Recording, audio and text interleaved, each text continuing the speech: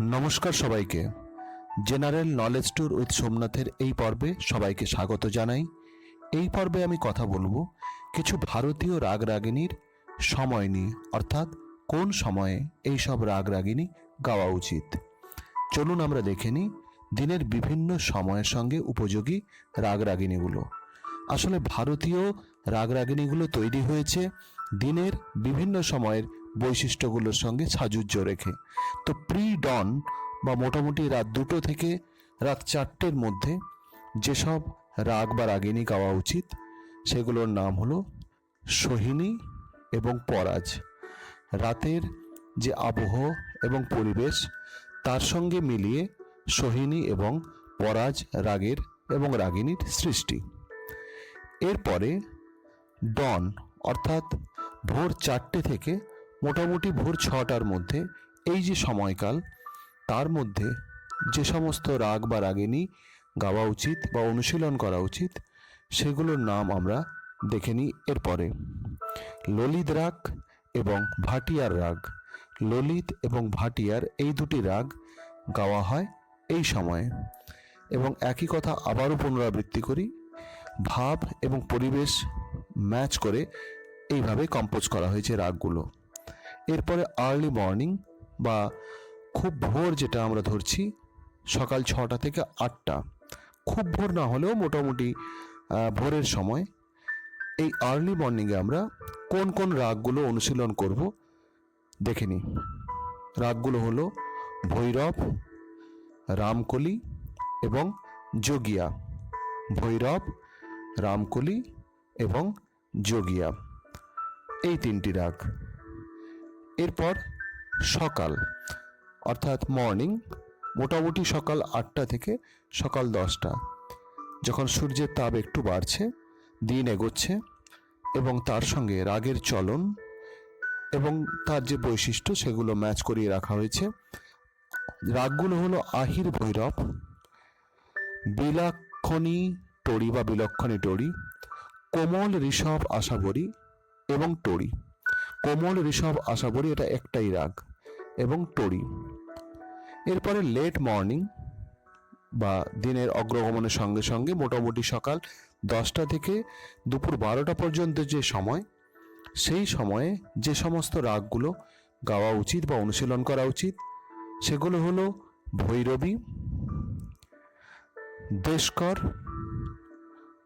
আলাইয়া বিলাবল এবং জৌনপুরী। ভৈরবী, দেশকর, আলাইয়া বিলাবল এবং জৌনপুরী। দুপুর গড়িয়ে বিকেল, দিন গড়াচ্ছে, রাগের নেচারও বদলে যাচ্ছে, রাগ রাগিনীর যে চলন সেটাও বদলে যাচ্ছে। দুপুর 12টা থেকে 2টো, অর্থাৎ মোটামুটি যেটাকে আমরা আফটারনুন বলি বা দ্বীপ্রহরের প্রথম ভাগ যেটা বলতে পারি, সেখানে গাওয়া উচিত 3টে সারং, মানে বৃন্দাবনী সারং, শুদ্ধ সারং এবং গৌড় সারং। বৃন্দাবনী সারং, শুদ্ধ সারং এবং গৌড় সারং, এটা মোটামুটি অপরাহ্নের রাগ। এরপর চলে যাব আমরা লেট আফটারনুন বা মোটামুটি দুপুর 2টো থেকে বিকেল 4টে। এই সময়টা সূর্য ঢলে যাচ্ছে, দিন শেষ হচ্ছে, সন্ধ্যার আগমন একটু পরে হবে।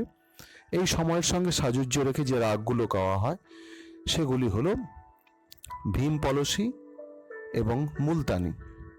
ভীম পলসী এবং মুলতানি। দিন ঢলে যাচ্ছে এবং রাগের যে চলন তার সঙ্গে আমরা এই ব্যাপারটার কিন্তু বেশ একটা মিল বা ছায়া বা ছোঁয়া যাই বলি না কেন পাবো। এরপরে ডাস্ক অর্থাৎ মোটামুটি গোধূলি লগ্ন, বিকেল 4টা থেকে 6টা পর্যন্ত। যদিও ডাস্কের বিস্তার এতটা হয় না, কিন্তু একটা সময়কাল ধরা হয়েছে। তো এখানেও আমরা দেখতে পাচ্ছি ওই আগের দুটো রাগ ভীম পলসী এবং মুলতানি। ফলে এই দুটো রাগের যে বৈশিষ্ট্য সেটা কিন্তু মোটামুটি ঘন্টা 4 ধরে নিতে পারি। ঠিক আছে? তো ভীম পলসী এবং মুলতানিকে আমরা লেট আফটারনুন এবং ডাস্কের সঙ্গে উপযোগী দুটো রাগ হিসাবে ধরছি বা জানছি। এরপর আসছে ইভিনিং।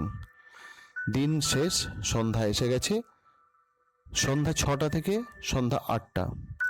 এইটাকে যদি মোটামুটি আমরা ইভিনিং বা সন্ধ্যা বলে ধরি, সেখানে গাওয়া হয় পূরবী, শ্রী এবং পটদ্বীপ বা পটদ্বীপ। তো ছায়া ভরা ঝরা সাঁঝে পূরবীতে সুরো বাজে।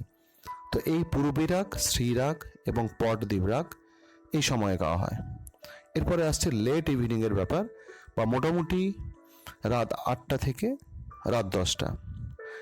এটাকে আমরা মোটামুটি যেটা রাত বলছি সেটা কিন্তু ইউজুয়ালি ধরা হয় লেট ইভিনিং বলে, মানে ইউরোপিয়ান সময়ের সাপেক্ষে। তখন গাওয়া হয় যমন রাগ, পুরিয়া শুদ্ধ কল্যাণ এবং হামির।